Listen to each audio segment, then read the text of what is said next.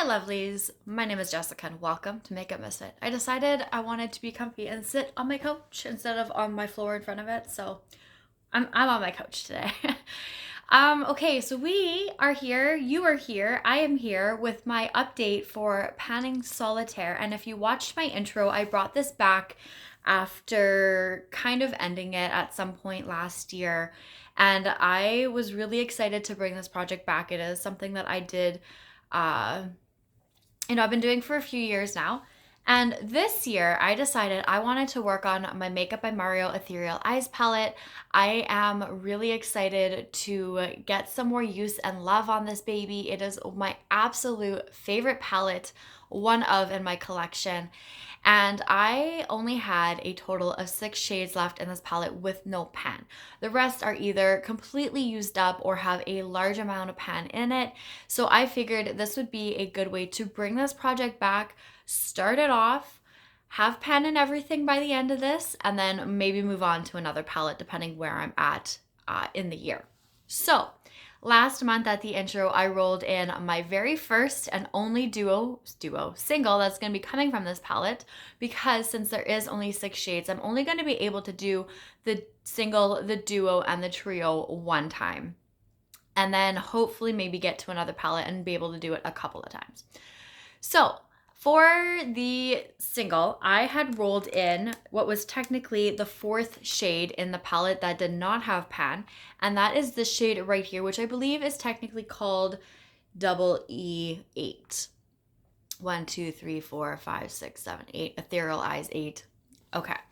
So as you can see, I did hit the pan. Now, the way that I first was using this was in the outer corner. I would dip a shader brush into it, kind of pack it onto the outer corner, but there was so much fallout that I just became a dark mess.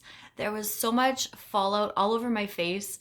It was really hard to clean up. I did that a few times and then I was like, there's got to be another way to use this. So I decided to try and reach for it in my brows, which I was a little unsure of because, and I know last month I said it was a shimmer, but I believe the shade is more of a satin than anything. I wasn't quite sure how putting a satin in my brows was gonna look, but I decided I was going to go with it anyways and see how I liked it. And I actually didn't mind it. And as you can tell by the shape of the pan, that is how I managed to do that. I was super excited about it. It did not take me very long at all. So really, I could have rolled in my duo quite a little bit ago, but I decided to hold off. We'll get to that in a minute. But I am really excited that I now have pan in this shade. Am I going to reach for the shade moving forward? Probably not. I do have other shades that I would like to use my brows over this, but it is an option for the future if I feel like I need to, or if I want to, or if I want to expand the pan or whatever, I can and will more than likely reach for it just for my brows. Probably won't use it on my lids. The shades that I did pair with it on my lids, it looked beautiful. I did really enjoy how it looked, but it was just that fallout that came with it. It was just way too much. And I do my base first, my eyes last all of the time. I feel like if I do my eyes first, it just looks so off and weird to me that it's not like pulled together until the very end. Whereas when I do my eyes after my base, everything's already like kind of put in place. So it just became too much of a disaster to use it that way. But like I said, I really did enjoy the eye looks that I had used it for.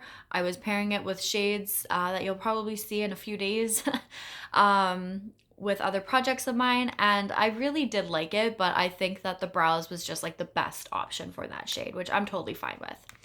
So now that we only have 5 shades left with no pan in it, that means that when I roll in my duo, we are also going to see and find out what my trio is going to be.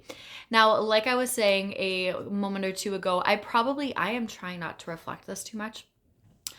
I could have rolled in that duo, screen recorded it, and shown you guys what it is in this update, and updated you to see how far I've gotten, but I decided to hold off. Even though I like to try and keep this project going, I did have some things come up.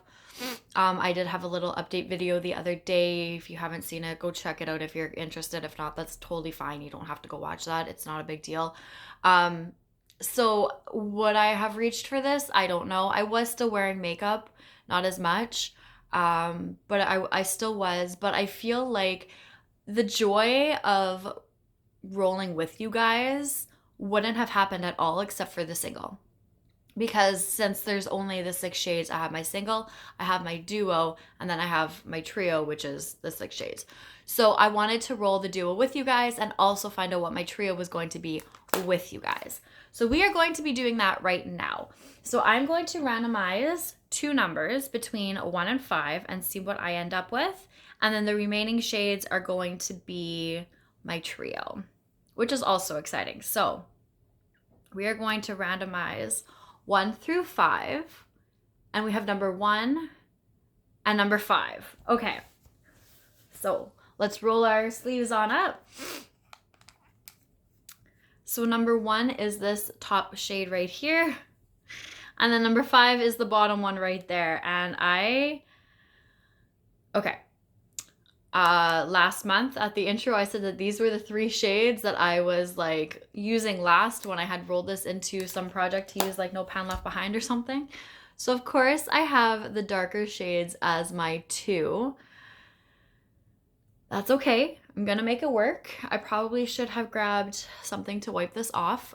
Give me 1 second, I'll be right back, because we are going to then swatch out what my trio is going to be, which I am not able to use until I have hit pan in both of those. So give me 1 second.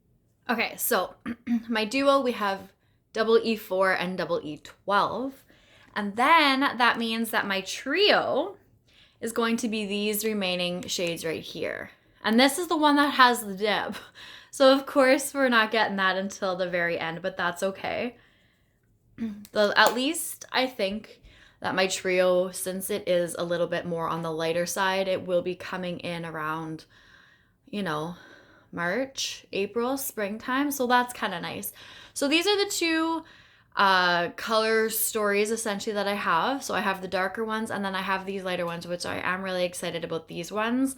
So I'm gonna focus in on these. I have to hit pan on both of them before I can hit pan or start to reach for these shades and hit pan on them. And then once I have pan on all of these shades, every single shadow in this palette will either have been used up or have pan.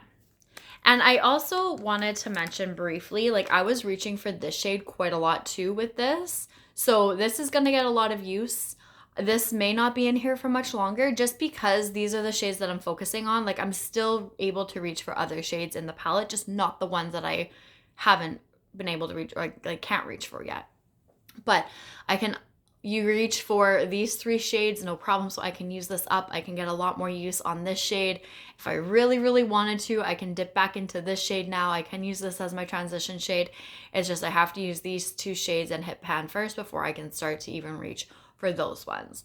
And then depending on where we are at the year, when the year comes around, or depending where I am in the year, once I hit pan on every single shade in this palette, I don't know why that was so hard to say, I may pull in another palette and do this again.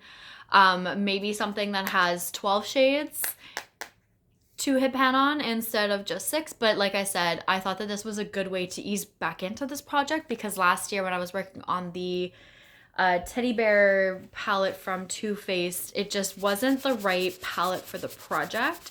So I want to try and find something, but I'm not going to think about that just yet, not until I at least have like my duo hit and I'm starting to work on my trio. So I'm trying to wipe them off, but it's a little messy. Okay, so that is it. So I'm really excited to get to work on those shades. We'll see what I end up doing with that really dark one. It might be too dark for my brows, but I'm going to test it out, or at least try. What I do like to do sometimes, and I have done it in the past before, is take a darker shade like that and put it in like the last half of my brow, the tail of my brow, and then use a lighter shade on the inner half so that it's kind of like an ombre, but more just, get the darkness at the very edge. And then because I like my brows to be a little bit lighter on the at the start, maybe I'll do that. And I can definitely use both shades to do that, because I think as long as it's not too dark, I think that I might be able to pull that off, and maybe I'll have pan in those two really, really soon. And then obviously I'm just going to start on my trio right away because we already know what that is. There's no rolling in for that. Those are just the leftover shades. So we will see what the next update is going to look like, where I'm going to be at in that palette. I am really excited, and I'm going to see if I'm going to be able to finish off one of those topper shades. This gold one right here. It is very, very soft, so you can see if it'll focus. I don't know why it's not really focusing. But it's like very, very soft. So I have been able, oh, come on, you were there. I've been able to like use that, but the shadow's like pushed up a bit. So I've been trying to push it back down into the pan. I'm not ready to repress it. I don't think I need to do that per se, but it's just a matter of trying to squish the shade back together. To be able to use it. So maybe I will have another shade completely used up in this palette by the end of, you know, all of this. We'll have to see. So that is it for now. Thank you guys so much for watching. I really do appreciate it. I appreciate you, and I will see you guys all later. Bye.